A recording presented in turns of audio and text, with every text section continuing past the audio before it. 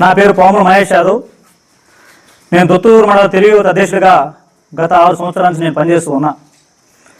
ఇవాళ ఈ మీడియా సమావేశం తెలుగుదేశం పార్టీ అధికారంలో ఉండి మేము తెలుగుదేశం పార్టీ నాయకుడిగా పెడతామని బహుశా కల్లో కూడా ఊహించాల. అయితే ఉదయగిరి నియోజకవర్గంలో మాత్రం తెలుగుదేశం పార్టీలో ఉన్నటువంటి ముసలం పుట్టింది. ఇవాళ అధికారం వచ్చిన తర్వాత ఇవాళ ఉదయగిరి నియోజకవర్గంలో అవాంతరమైన సంఘటనలు జరుగుతూ ఉన్నాయి, బాధాకరమైన విషయాలు జరుగుతూ ఉన్నాయి. ఇవాళ ఒక పక్క ఉదయగిరిలో తెలుగుదేశం పార్టీ అధికారంలో ఉందా లేదా కూడా అర్థం కావడం లేదు.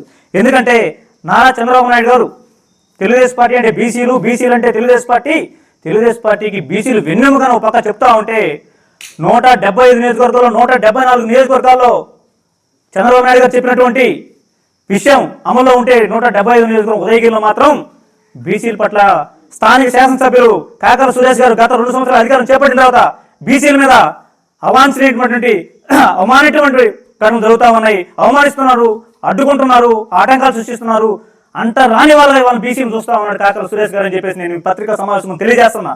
ఎందుకంటే ఈ నియోజకవర్గంలో 50% అంటే 50% ఓట్లు బీసీలు ఉన్నాయి. అంటే 1,25,000 ఓట్లు బీసీలు ఉంటే 8 మండల కన్వీనర్లో బీసీలకు ఎన్ని ఇచ్చామని నేను అడుగుతా ఉన్నా. ఇవాళ సమాధానం చెప్పాల్సిన అవసరం ఉంది. నీకు చెప్తున్నా, 8 మండల కన్వీనర్లో ఒకటి బీసీలకు ఇచ్చావు. అది కూడా మొక్కుబడిగా విసిరేసి పారేసినట్టుగా మాకు భిక్ష వేసినట్టు వేసావు.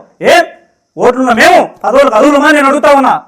12 సొసైటీలు ఈ నియోజకవర్గంలో ఉంటే 12 సొసైటీలని ఈ గవర్నమెంట్ నామినేట్ చేస్తే ఎన్ని ఇచ్చావు బీసీలకి అడుగుతా ఉన్నా. 2 ఇచ్చావు. 2 ఇచ్చి చేతులు దులుపుకున్న పరిస్థితి వాళ్ళ ఉదయగిరి నియోజకవర్గంలో ఉంది. ఎందుకు మరి ఓట్లలో బీసీలు వేస్తున్నారు, సీట్లలోకి వచ్చేసరికి బీసీలు వెనబడిపోతున్నారు అని చెప్పేసి మేము ఆవేదన వ్యక్తం చేస్తా ఉన్నాం. విషయం ఏంటంటే ఇవాళ ముఖ్యంగా ఒక మాట చెప్పదలుచుకున్నా. బీసీలకు పదవులు ఎవరు ఇచ్చినా అవమానిస్తాడని ఒక మాట చెప్తున్నా. నేను దొత్తూరు మన తెలుగు యువత అధ్యక్షుడు గత 6 సంవత్సరాలు పనిచేస్తూ ఉన్నా. అధికారం వచ్చిన తర్వాత కాకర సురేష్ గారు నువ్వు తెలుగు యువత అధ్యక్షుడు కావద్దు, నేను మండల కమిటీలో పంపిస్తున్నాను, ఆర్గనైజ్ సెక్రటరీగా నేను అవకాశం ఇస్తున్నాను అని చెప్పేసి నీ చైతన్య చేత ఫోన్ చేయించావు. నాకు వద్దన్నా అవసరం లేదు, నేను తెలుగు యువత అధ్యక్షుడుగా ఉంటానంటే లేదు నేను మండల కమిటీ మెయిన్ కమిటీలో వేస్తున్నాను అని చెప్పేసి నన్ను మండల మెయిన్ కమిటీలో పంపించి నా చేత ప్రమాణ స్వీకారం చేయించావు. ఇది ప్రమాణ స్వీకారం చేసినటువంటి ప్రమాణ స్వీకారం కార్యక్రమం. ఇది ఆ రోజు నేను ఉన్నా ఇక్కడ ఉన్నా. నేను మండల ఆర్గనైజ్ సెక్రటరీగా నేను ప్రమాణ స్వీకారం చేశా. ఒక బీసీ బిడ్డగా బడుగు బలహీన వర్గాల నేతగా. నా పేరు మండల ఆర్గనైజ్ సెక్రటరీ పైనుంచి వచ్చినటువంటి పేరు. ఇది చూడండి, 4వ పేరు పాముల మహేష్ ఆర్గనైజ్ సెక్రటరీ. అయితే నెల రోజులు తిరగకుండానే నా పేరు తీసేసి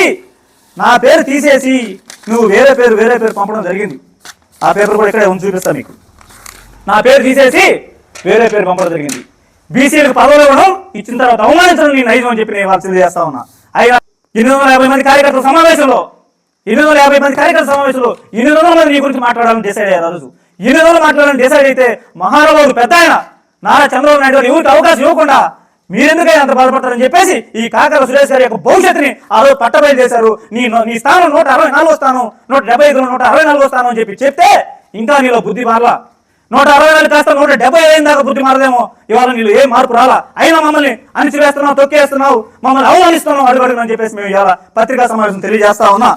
ఉదయగిరి నియోజకవర్గంలో ఎన్నికలు ముందు వచ్చిన మీరు సంవత్సరం రోజులు 6 నెలలు 7 నెలలు అన్నా క్యాంటీన్ పెట్టి ఎలక్షన్ అయిన తెల్లారి అన్నా క్యాంటీన్ మూసేశారే.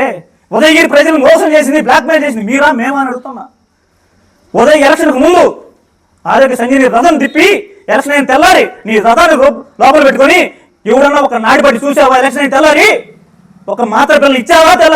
ఎలక్షన్ అయిన తెల్లారి మరి నువ్వా ఉదయగిరి ప్రజల్ని బ్లాక్మెయిల్ చేసి మేమని అడుగుతా ఉన్నా. మేము కాదు బ్లాక్మెయిలర్స్, ఇక్కడ పుట్టి పెరిగాం, మాకు ఈ పరిస్థితులన్నీ తెలుసు, మేము తెలుగుదేశం పార్టీ కోసం పాటుపడుతున్నాం, మేము కాదు బ్లాక్మెయిలర్స్ అని చెప్పేసి మేము ఒకసారి గుర్తు చేస్తా ఉన్నాం నీకు.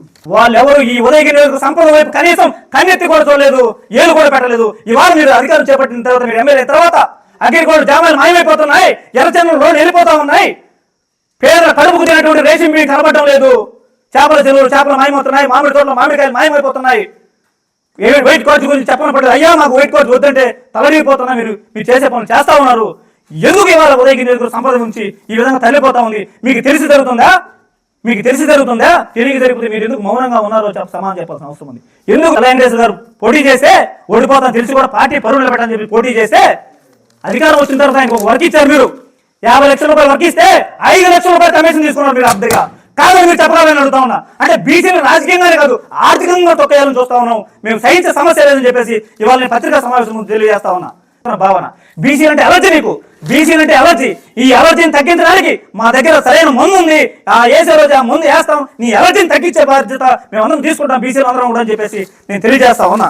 ఎలక్షన్ ముందు అందరం కలుపుకొని ఎలక్షన్ చేయించుకున్న తర్వాత తెల్లారి నుంచే ఈయన బులినేని వర్గం, ఇతను ఖమ్మం విజయనగరం వర్గం, ఇతను రామారావు వర్గం, ఇతను శేఖర్ రెడ్డి వర్గం, ఇతను గుంటూరు వర్గం, ఇతను చంద్రబాబు వర్గం నుంచి వర్గాలు విభజిస్తున్నావు. ఇదే మాట ఎలక్షన్ ముందు నువ్వు చెప్పగలవా అని అడుగుతా ఉన్నా. ఇదే మాట నువ్వు ఎలక్షన్ ముందు చెప్పుంటే ఈ ఉదయగిరి నువ్వు గెలిచేవాడు అని అడుగుతా ఉన్నా. ఏరు దాటినాక తెప్ప తెగలేస్తే అది అవకాశవాదం అవుతుందని చెప్పేసి ఇవాళ మీకు చెప్పారు. మా గ్రామానికి చెందినటువంటి వెంగమాంబ ఈ మధ్యకాలంలో వార్తల్లో మీరు బాగా విన్నారు.